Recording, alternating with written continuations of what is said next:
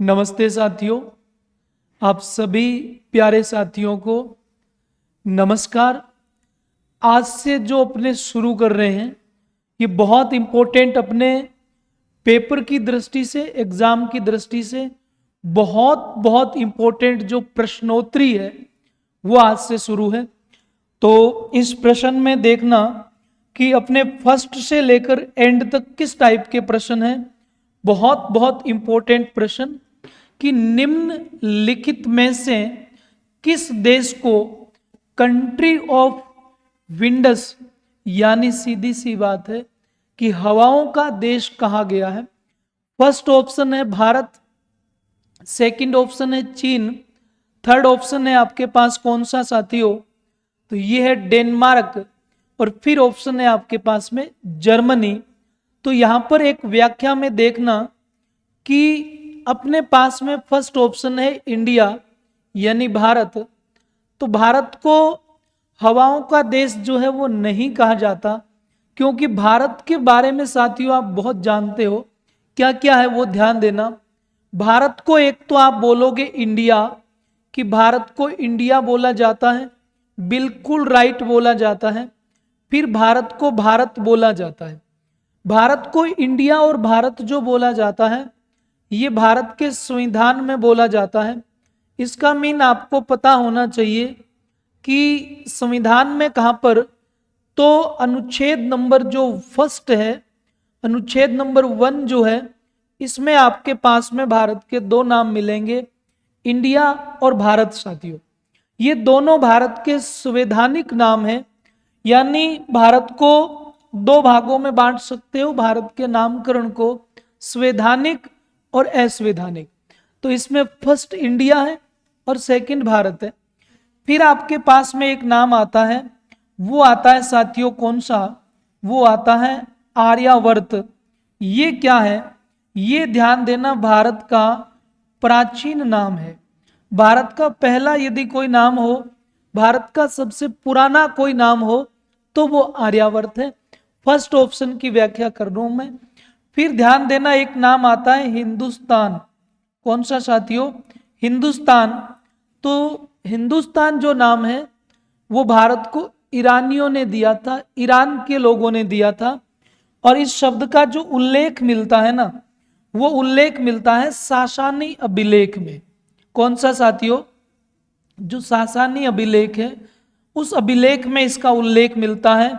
और ये अभिलेख ध्यान देना बिहार का है। तो सासानी अभिलेख में इस शब्द का उल्लेख मिलता है और ये सासानी अभिलेख जो है वो बिहार का है। अब आपके पास में एक शब्द आया है भारत।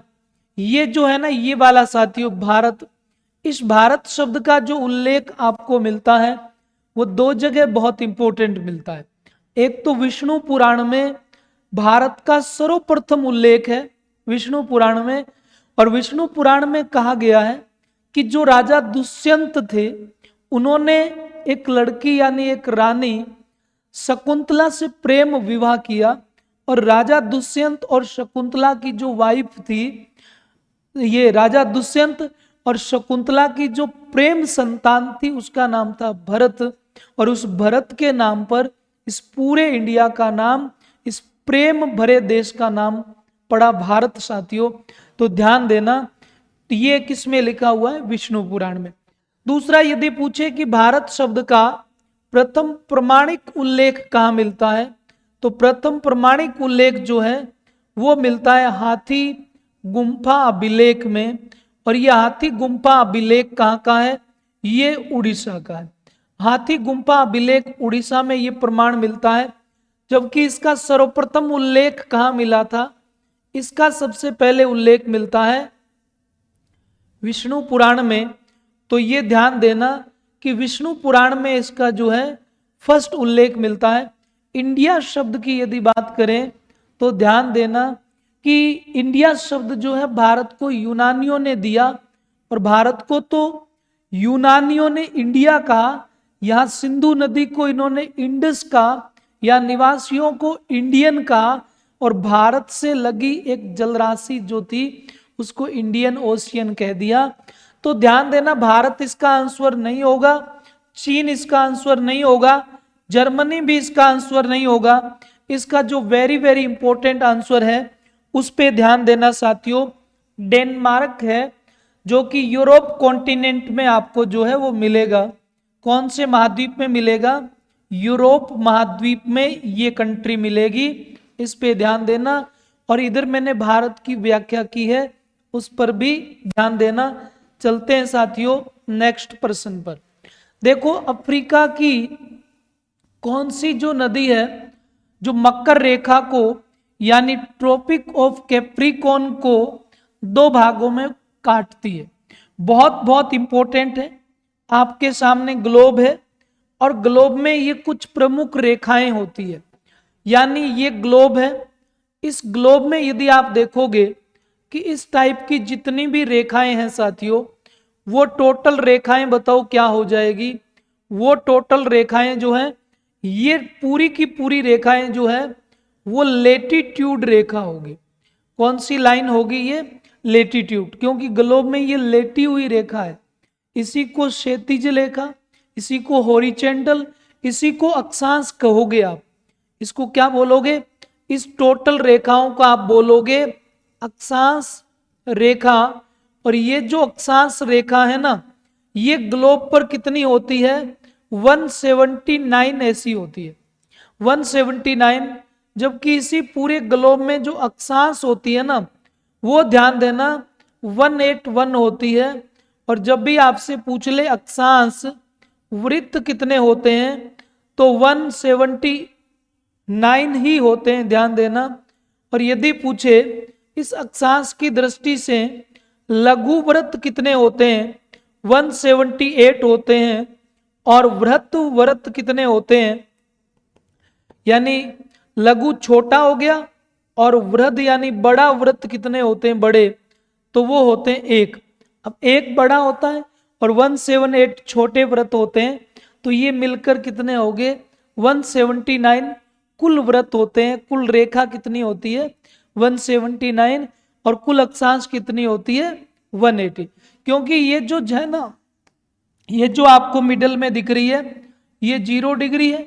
इसके इधर आप जाओगे तो 90 मिलेगी आपको, और ये 0 डिग्री के इधर जाओगे फिर भी आपको 90 डिग्री तक जाना पड़ेगा।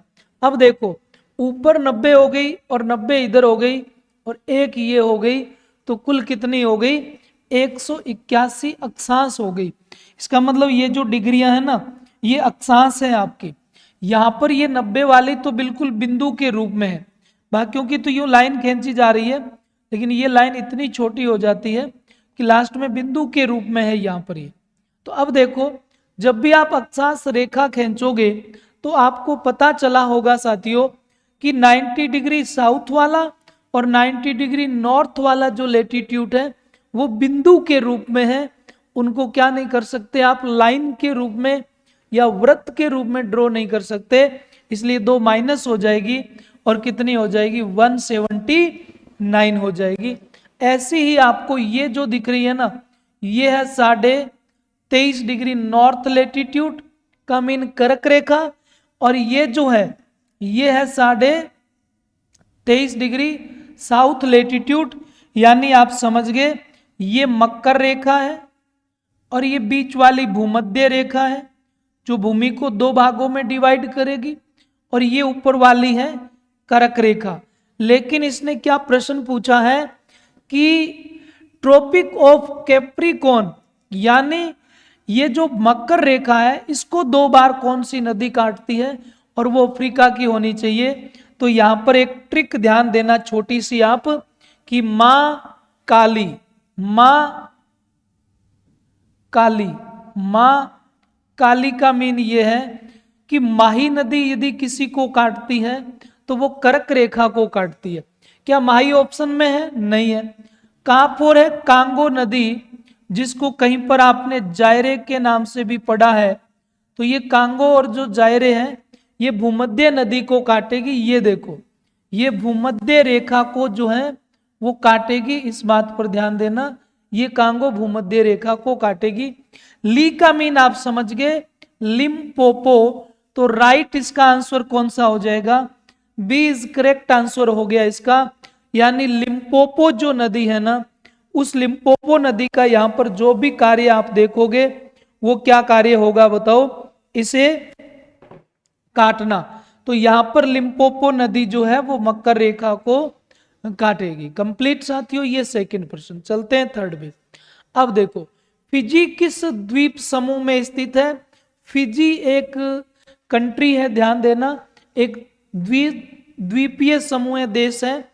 एक ऑप्शन मेलोनेशिया, माइक्रोनेशिया, पोलिनेशिया या निम्न में से कोई नहीं।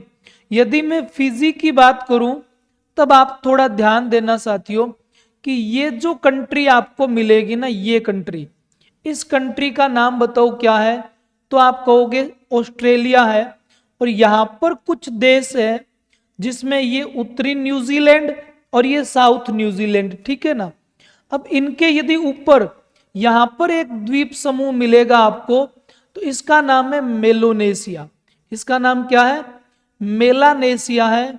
और इसी मेलानेशिया में आपको क्या मिलेगा साथियों?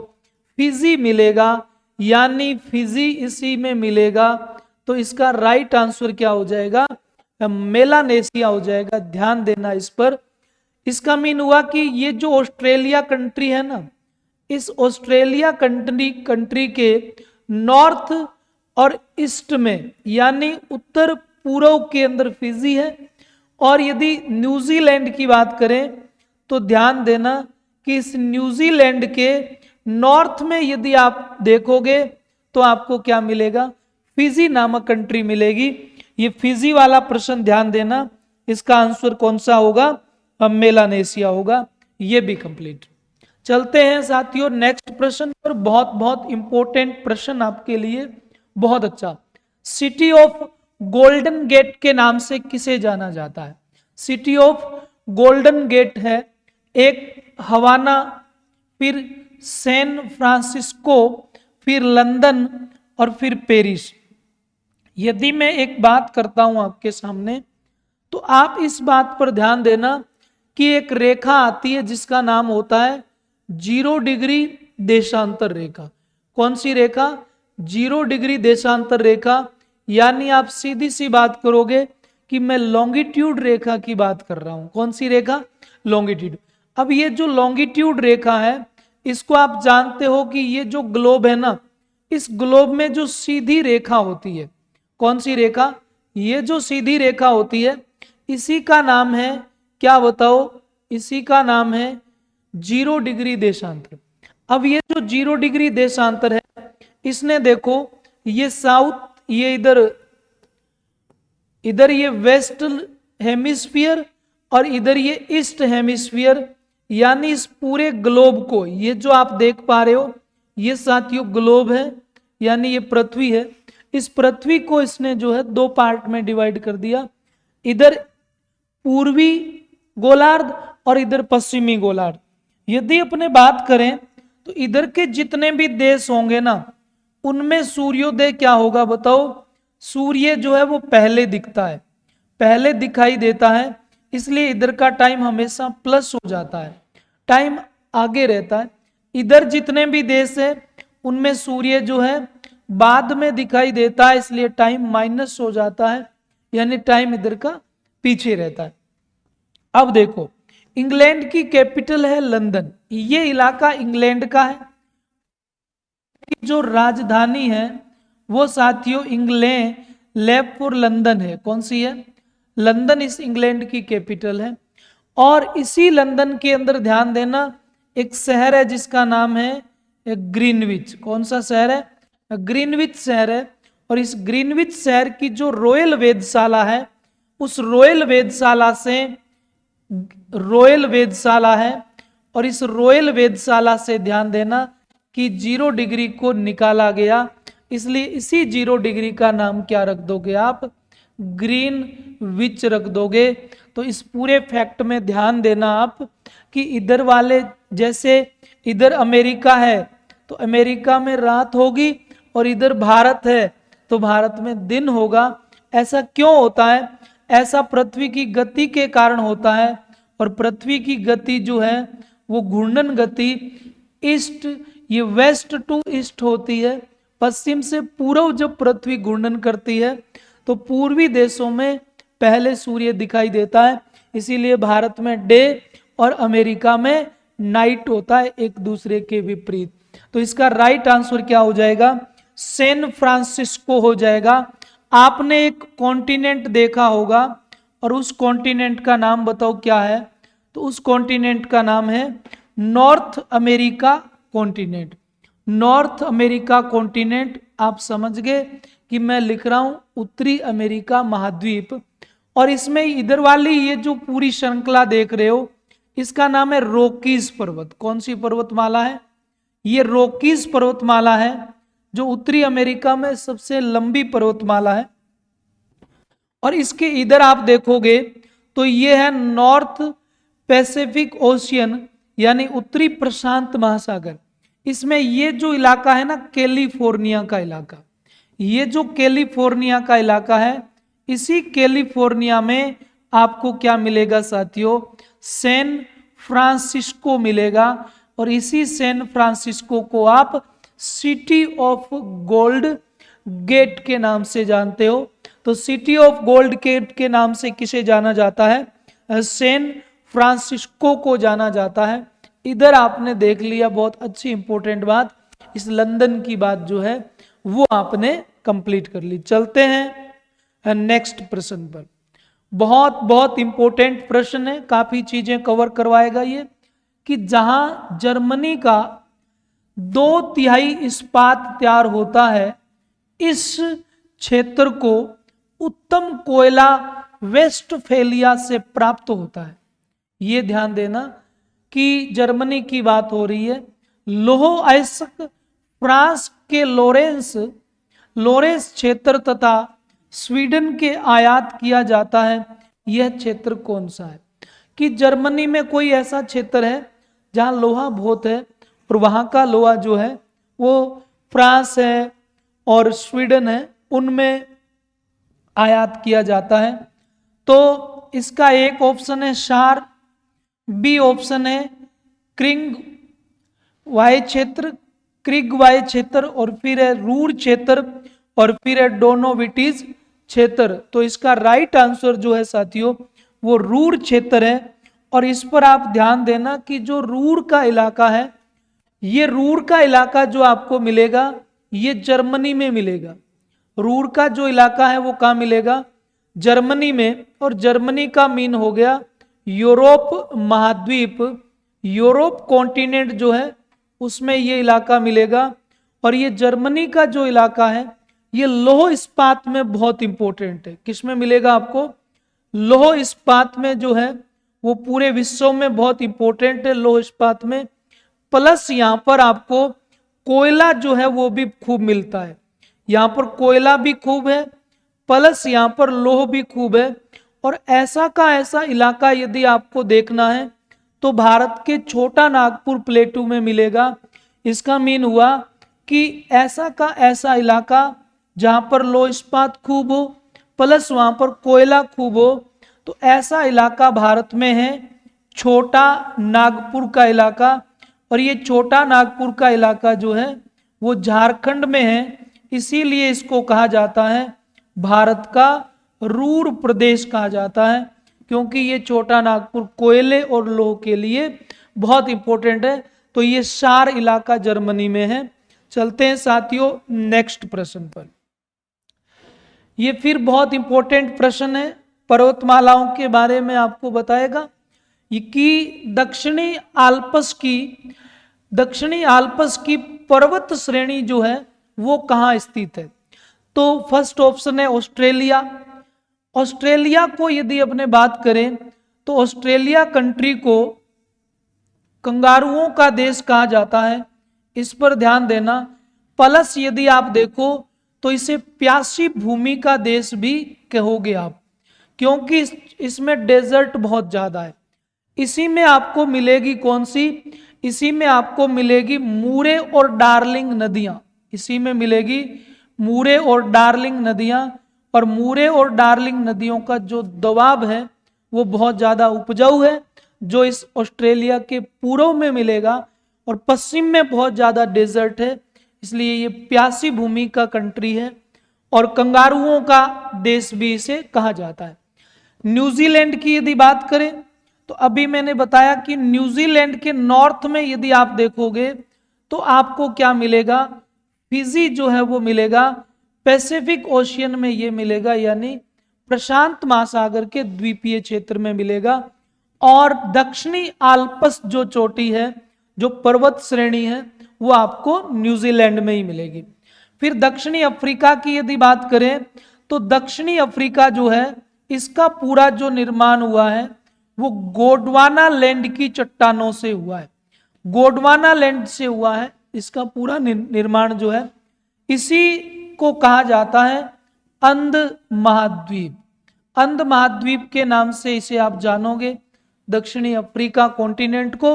और दक्षिणी अफ्रीका कॉन्टिनेंट का सबसे बड़ा जो देश मिलेगा आपको वो मिलेगा साथियों अल्जीरिया, इस पर ध्यान देना।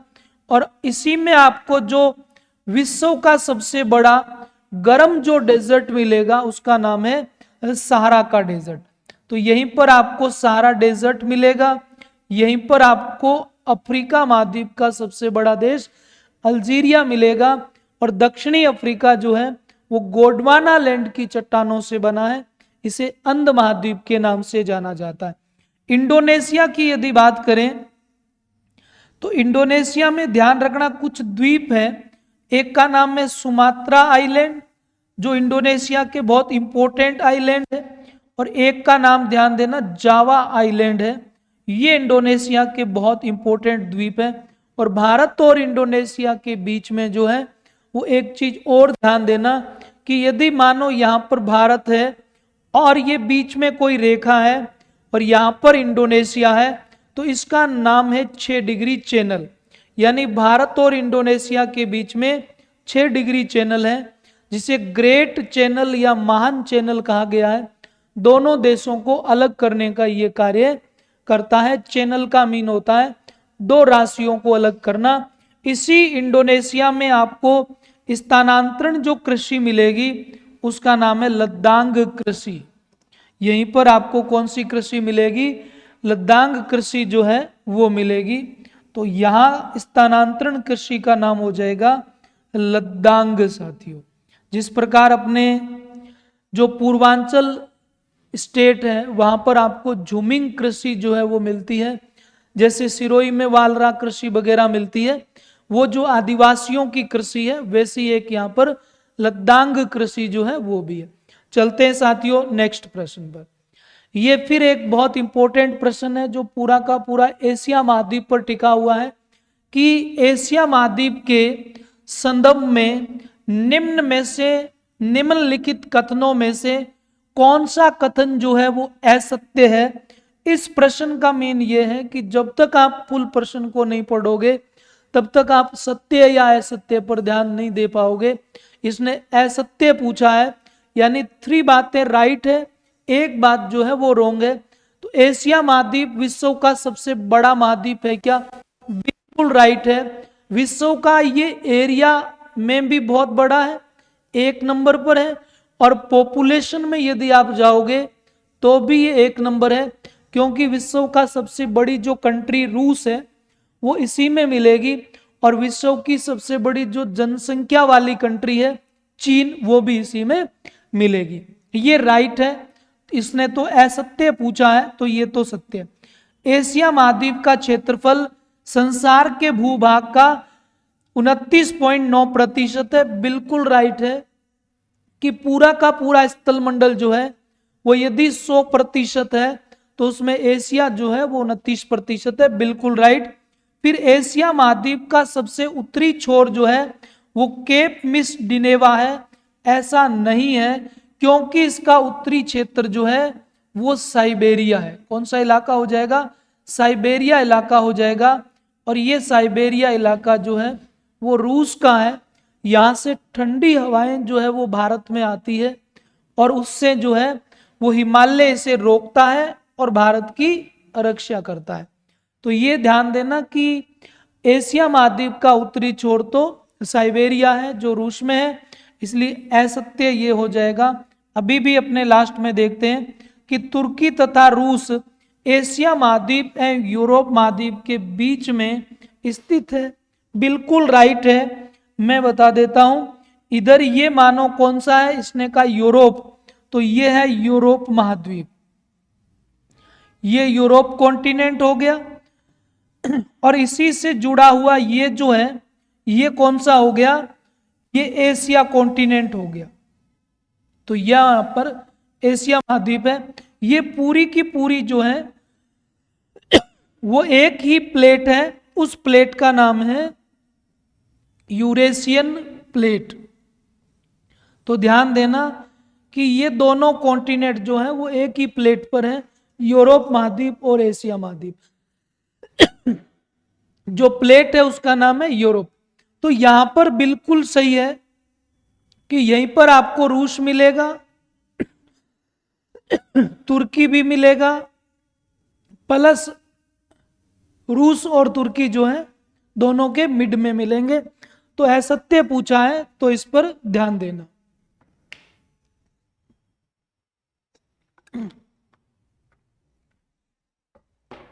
चलते हैं सेकंड प्रश्न पर।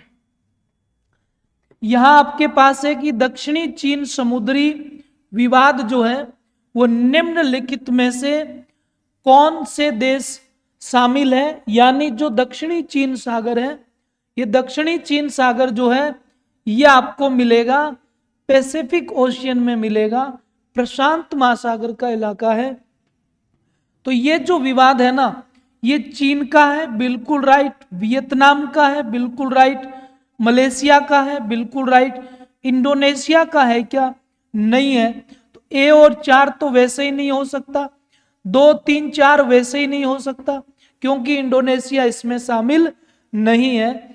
1 और 2 नहीं हो सकते क्योंकि मलेशिया भी इसमें है। तो इसका आंसर राइट कौन सा हो जाएगा, 1, 2 और 3। ये उपरोक्त सभी कंट्री जो है वो एशिया महाद्वीप में है। सभी की सभी जो कंट्री है वो एशिया महाद्वीप में है। एशिया महाद्वीप विश्व का सबसे बड़ा देश कंट्री है। ये बड़ा कंट्री मिलेगी आपको पॉपुलेशन और एरिया में। ये फिर एक प्रश्न एशिया महाद्वीप पर है कि एशिया महाद्वीप का क्षेत्रफल मिलियन वर्ग किलोमीटर में आपसे पूछा है। पहले जो पूछा था वो प्रतिशत में पूछा था, 29.9% था। 60 मिलियन है क्या, नहीं, बहुत ज्यादा हो गया। 65 भी बहुत ज्यादा है, 50 भी बहुत ज्यादा है। इसका राइट आंसर है 44 मिलियन। अब यहां पर एक ध्यान देना कि जो विश्व की सबसे ऊंची जो पर्वतमाला है, विश्व की सबसे ऊंची जो पर्वतमाला है वो इसी एशिया महाद्वीप में है, जिसका नाम है हिमालय। क्या नाम हो जाएगा साथियों, हिमालय पर्वतमाला हो जाएगी। तो विश्व की सबसे ऊंची पर्वतमाला जो है वो 6100 मीटर ऊंची है और ये 2400 किलोमीटर जो है वो लंबाई में हो जाएगी। तो ये भी ध्यान देना, इसी एशिया में विश्व की सबसे ऊंची पर्वतमाला है साथियों। कहते हैं कि जिंदगी में सफल बनने के लिए बातों से नहीं मेरे प्यारे दोस्तों, रातों से लड़ना पड़ता है। तो बिल्कुल ध्यान देना, इस प्रश्न का आंसर प्लस जितनी भी व्याख्या थ्योरी हो रही है उसको भी ध्यान देना। निम्न में से किस महाद्वीप के अंतर्गत विषुवत क्षेत्र अधिकतम भाग पड़ता है। आप समझे होंगे कि ये कह रहा है कि ये जो ग्लोब है ना, ग्लोब, इस ग्लोब वाले इलाके में ये जो बीच वाली रेखा है जिसे भूमध्य रेखा के नाम से या विषुवत रेखा के नाम से जाना गया, इस पूछ रहा है कि कौन से कॉन्टिनेंट का इलाका जो है वो अधिक आता है। तो विषुवत रेखा जिन महाद्वीप, जिन कॉन्टिनेंट के अधिक देशों से गुजरती है वो वाला कॉन्टिनेंट कौन सा आ जाएगा, अफ्रीका कॉन्टिनेंट आ जाएगा। तो इसका राइट आंसर कौन सा हो जाएगा, ए हो जाएगा। एशिया महाद्वीप की यदि बात करें तो एशिया महाद्वीप में अधिकतर यदि अपने देखें तो कर्क रेखा जो है वो अधिकतर गुजरती है और दक्षिणी अमेरिका में देखें तो यहां से कर्क रेखा जो है वो नहीं गुजरती, और ऑस्ट्रेलिया से यदि बात करें तो जो मकर रेखा है वो ऑस्ट्रेलिया से गुजरती है। चलते हैं साथियों नेक्स्ट प्रश्न पर। फिर विश्व के 2 सबसे छोटे महाद्वीप कौन से हैं, यानी एरिया में पूछ रहा है। यदि पॉपुलेशन में पूछता तो आपका आंसर होता अंटार्कटिका, क्योंकि यहां पर शून्य, ध्यान देना, पॉपुलेशन है, शून्य पॉपुलेशन है, निर्जन महाद्वीप के नाम से इसे आप जानोगे। तो यहां जो आंसर होगा ऑस्ट्रेलिया और यूरोप है। ध्यान देना कि ऑस्ट्रेलिया जो है वो एरिया में सबसे छोटा, और जो एशिया कॉन्टिनेंट है वो एरिया में सबसे बड़ा होगा, ये ध्यान देना। चलते हैं नेक्स्ट प्रश्न पर। एक फिर इंपॉर्टेंट प्रश्न कि निम्नलिखित पदों में से कौन सा दक्षिणी एशिया को एक क्षेत्र के रूप में सर्वोत्तम परिभाषित करता है। तो इसका ध्यान देना, पहला है भू आकृति, फिर है भौगोलिक, फिर है आर्थिक, फिर है राजनीति। मैं थोड़ी सी बात करना चाहता हूं, एक तो आर्थिक दृष्टि से बात करना चाहता हूं। कौन सी दृष्टि साथियों?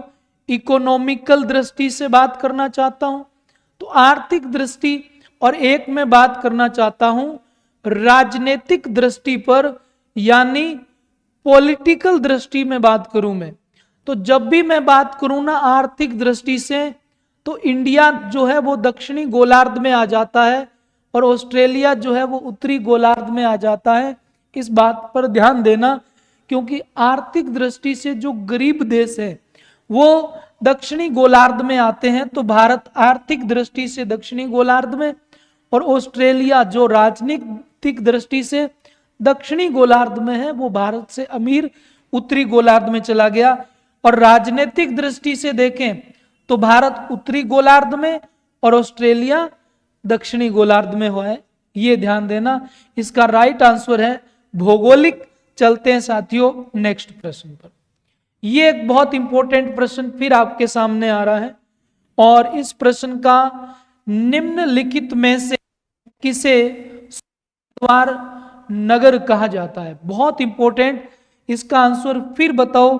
पहला जो प्रश्न था वही तो है ये, यानी सैन फ्रांसिस्को जो कैलिफोर्निया में है, उत्तरी अमेरिका महाद्वीप के अमेरिका नामक कंट्री में आ जाता है। चलते हैं, मुंबई जो है ना साथियों, ये 7 द्वीपों की कंट्री है, और ये कहां पर है? MH महाराष्ट्र की कैपिटल है, और भारत में सूती वस्त्र कैपिटल भी है ये। और वर्तमान में भारत में जो समुद्र तल है वो चेन्नई है, उससे पहले मुंबई था, और आजादी से पहले भारत में देखें तो वो कराची था, वो पाकिस्तान में। चलते हैं साथियों नेक्स्ट प्रश्न पर। ये एक फिर बहुत इंपॉर्टेंट प्रश्न है कि निम्नांकित में से कौन सा स्कैंडिनेवियन देशों का समूह जो है वो नहीं है? क्या ग्रीनलैंड नहीं है? स्वीडन? ये तीनों तो साथियों ध्यान देना यूरोप महाद्वीप की कंट्रियां हैं, और यूरोप कॉन्टिनेंट की ये कंट्री है, इसमें शामिल है, जबकि ग्रीनलैंड जो है वो इसमें शामिल नहीं है। आज का लास्ट अंतिम प्रश्न साथियों कि निम्न में से किस द्वीप का हिस्सा न्यूजीलैंड माना जाता है? न्यूजीलैंड का माना जाता है। एक ऑप्शन आपके पास में माइक्रोनेशिया, फिर आपके पास में मेलोनेशिया, और फिर यदि अपने जाएं तो पोलिनेशिया आपके पास में है, और लास्ट आपके पास में कौन सा आ जाएगा? आपके पास में हवाई द्वीप श्रृंखला आ जाएगी। ये जो है ना ये ध्यान देना नॉर्थ अमेरिका कॉन्टिनेंट में मिलेगी, पैसिफिक ओशियन में मिलेगी, और नॉर्थ पैसिफिक ओशियन में मिलेगी। इसी में आपको मिलेगा कौन सा बताओ? मोना लाओ नामक ज्वालामुखी, और मोना लाओ ज्वालामुखी जो है ये वर्ल्ड की सबसे बड़ी ज्वालामुखी है। इसका राइट आंसर होगा पोलिनेशियो। तो बहुत बहुत इंपॉर्टेंट प्रश्न थे साथियों। थैंक यू, धन्यवाद।